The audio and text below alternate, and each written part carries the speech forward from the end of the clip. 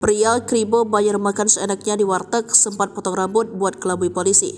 Anak pemilik warung Tegal di Jalan Wahid Hashim, Kebon Kacang, Tanah Abang, Jakarta Pusat akhirnya memilih berdamai dengan pria kribo yang sempat viral karena tak bayar menu tagihan makanan. Pria kribo berinisial AF atau AK 31 tahun ditangkap unit Reskrim Polsek Metro Tanah Abang pada Minggu 5 Mei 2024. Tangkapan ini berselang kurang dari 3 hari sejak pelaku melakukan aksinya, yakni pada Jumat 3 Mei sekitar pukul 3. Dan pengelola warteg mengunggah video kejadian di media sosial hingga menjadi viral.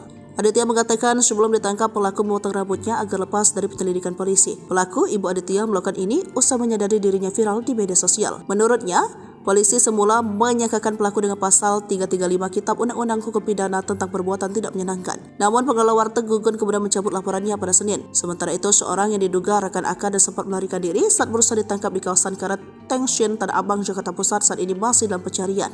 Dalam kesempatan itu, pengelola warteg Gugun mengatakan dirinya merasa kasihan karena mengetahui pelaku memiliki anak sehingga dia memutuskan untuk mencabut laporannya. Gugun menjelaskan tagihan yang seharusnya dibayar pelaku yakni 35.000, namun pelaku hanya membayar 10.000. Gugun berharap agar kejadian serupa tak kembali terjadi pada masa yang mendatang. Sementara itu, AK yang sempat mendapatkan nasihat dari Kapolsek meminta maaf pada Gugun atas perbuatannya.